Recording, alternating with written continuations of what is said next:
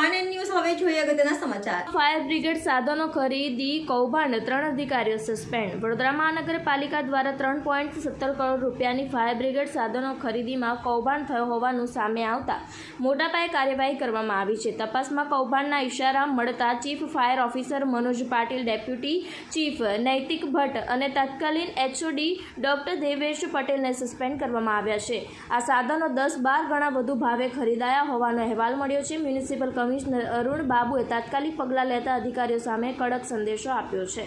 તપાસ કમિટી વધુ વિગતમાંથી ભ્રષ્ટાચારના ચિહ્નો શોધી રહી છે। ત્યારે આની જાણ સામાજિક કાર્યકર્તા અતુલ ગામેચીને જાણ થતાં કમિશનરને અભિનંદન પાઠવ્યા છે, જ્યારે મીડિયા સમક્ષ નિવેદન આપ્યું હતું અને ખૂબ સારી કામગીરી કહેવાય મ્યુનિસિપલ કમિશનરને સસ્પેન્ડ કરાયા છે।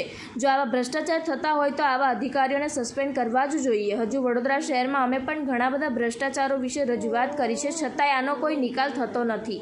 તો તંત્ર અપીલ કરે છે કે હજુ પણ વડોદરા શહેરમાં ઘણા બધા એવા અધિકારીઓ છે કે જે ભ્રષ્ટાચાર કરે છે, તો તંત્ર એની બાજુ ધ્યાન કરવું જોઈએ।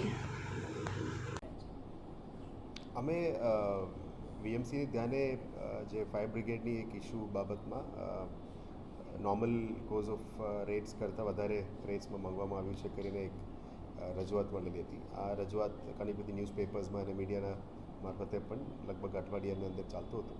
એટલે આમાં શું ચાલ્યું છે, ખરેખર શું થયું છે, એની અંદર તપાસ કરવા માટે અમે તપાસ કમિટી, ડેપ્યુટી કમિશનર અને અકાઉન્ટ્સ અને ઓડિટર્સ પ્લસ અલગ અધિકારીની ટીમ બનાવીને તપાસ માટે આપી હતી। એ લોકોની તપાસ અહેવાલના આધારે આ નિર્ણય લેવામાં આવ્યો છે। એટલે આ તપાસ અહેવાલ અત્યારે જે રજૂ કર્યું છે આના આધારે જે નિર્ણય લેવું છે, હવે પછી ડિપાર્ટમેન્ટલ એન્ક્વાયરીનું કાર્યવાહી આગળ કરવામાં આવશે। એ કન્સર્ન જે તે વખતે ફાયર ડિપાર્ટમેન્ટના એચઓડી, ચીફ ફાયર ઓફિસર અને ડેપ્યુટી ચીફ ફાયર ઓફિસરની ઉપર કાર્યવાહી કરવામાં આવી છે। જે તે વખતે રજૂઆતના આધારે આ તપાસ કરીને આ નિર્ણય લેવામાં આવ્યો છે। અત્યારે ફરી આવનારા દિવસોમાં એની અંદર ડિપાર્ટમેન્ટલ એન્ક્વાયરી શરૂ કરવામાં આવશે। Thank you. હા તુલભાઈ, શું કહેશો? જે રીતે સસ્પેન્ડ કરવામાં આવ્યા છે, શું કહેશો? વડોદરા શહેર સંસ્કારી નગરીના વડોદરા મહાનગર સેવા સદનના મ્યુનિસિપલ કમિશનર સાહેબને પહેલાં તો અમે ખૂબ અભિનંદન આપીએ છીએ કે જેમણે 300ની સીટી 3000માં ખરીદી હતી અને આ કૌભાંડની પાછળ એમને પર્દાફાશ કર્યો અને પર્દાફાશ કરીને 3 અધિકારીઓ જ્યારે સસ્પેન્ડ કર્યા છે તો ખૂબ અભિનંદન પાઠવે છે।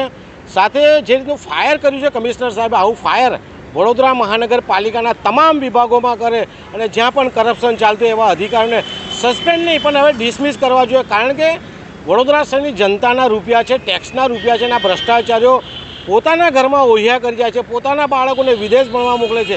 જે જનતા વેરો ભરે છે એને વળતર નથી મળતું, ત્યારે વડોદરા મહાનગરપાલિકાના કમિશનર સાહેબને અભિનંદન પાઠવે છે।